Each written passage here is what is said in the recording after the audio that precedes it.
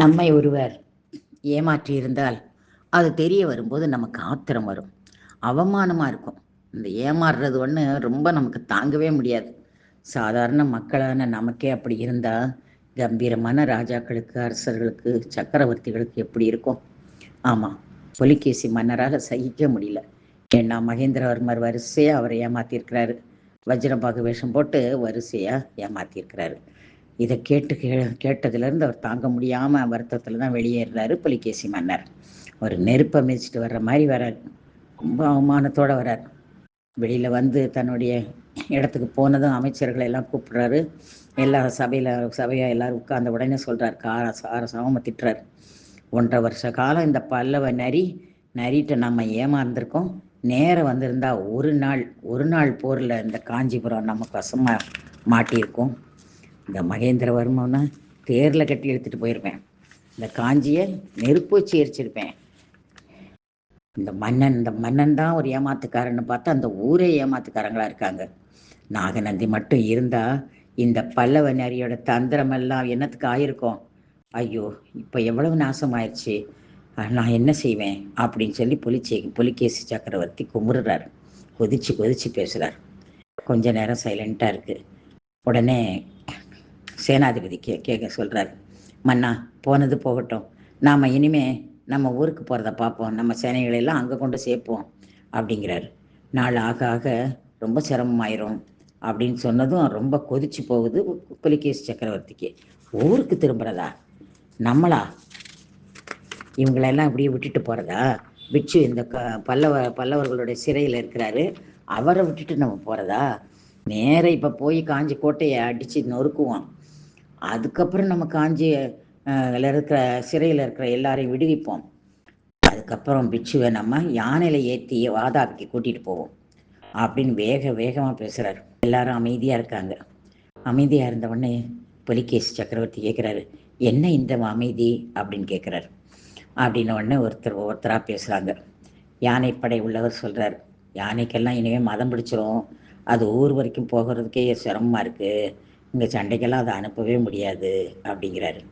அப்புறம் இன்னொருத்தர் சொல்கிறாரு, எல்லா வீரர்களும் பட்டினியாக இருந்து செத்து போயிடுவாங்க அப்படிங்கிறாரு. இன்னும் ஆத்திரம் இருக்கு வருது, வேறு வழி இல்லை, தொலைஞ்சு போங்க அப்படின்னு திட்டிட்டு அவங்கள அனுப்பிடுறாரு. அனுப்பிட்டு ராத்திரியெல்லாம் யோசிக்கிறார். மறுநாள்லாம் யோசிச்சுட்டு எல்லாரையும் கூப்பிடுறாரு.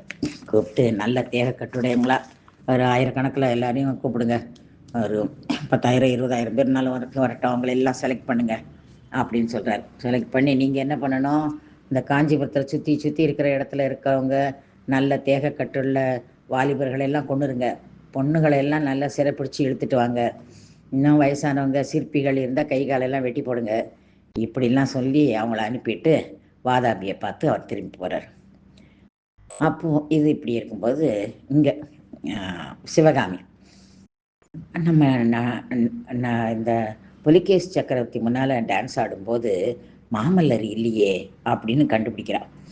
அப்படி கண்டுபிடிச்சிட்டு தான் அவளுக்கு கவலையாக இருக்குது. ஐயோ, மாமல்லர் நம்ம எங்கே இருக்க சொன்னாலும் நம்ம அங்கே இருக்க மாட்டேங்கிறோம், மண்டபப்பட்டில் இருக்கணும்னு நம்ம நினச்சிட்டு இருந்தோம், இவர் கூப்பிட்டாருன்னு ஓடி வந்துட்டோம். இங்கே வேற இந்த மோசமான கலாரசனை இல்லாத சக்கரவர்த்தி முன்னால் வேற நான் டான்ஸ் ஆடிட்டேன், இது தெரிஞ்சால் மாமல்லர் எவ்வளோ வருத்தப்படுவார், நம்ம வேலை எவ்வளோ கோபிச்சுக்கிடுவார் அப்படின்ட்டு மகேந்திரவர்மர்கிட்ட பேசுகிறான்.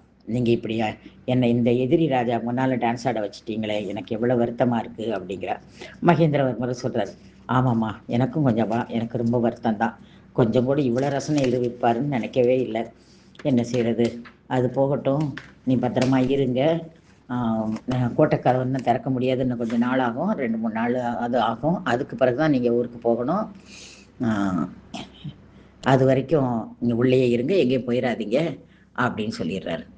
ஆனால் சிவகாமிக்கு உடனே புறப்பட்டு அந்த மண்டபப்பட்டுக்கு போயிடணுன்னு இருக்குது. ஏன்னா அங்கே சண்டை கிண்டை முடிச்சுட்டு மாமல்லர் அங்கே வருவார், அங்கே நம்ம இருக்கணும், அதை விட்டுட்டு இங்கே இருக்கிறோமே அப்படின்னு தகப்பனார்கிட்ட சொல்கிறார். தகப்பனாரும் சொல்கிறாரு, ஆமாம், நம்ம போயிட வேண்டியது, அங்கே இருந்து என்ன செய்ய, புலிகேசி சக்கரவர்த்தியை பார்க்க முடிஞ்சால் அந்த அஜந்தா வர்ண ரகசியத்தையாவது கேட்கலாம், அதுவும் முடியல அப்படின்னு பேசிக்கிட்டு இருக்கிறார்.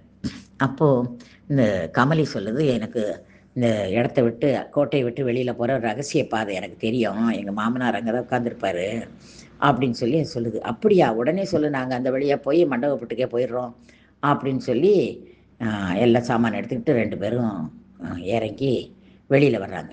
வெளியில் வந்தால் வாதாபி வீரர்களா, மோட்டா மோட்டா ஆட்களா, ஒரு 100 பேர் இருந்திருப்பாங்க.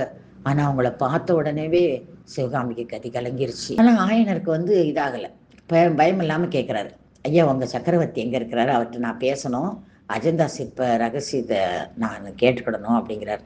அதுக்கு அதில் தலைவராக இருக்கிறவன் சிரிக்கிறான். எவ்வளவு கடுமையான நேரம்! அடுத்த வாரத்தில் பார்ப்போம்.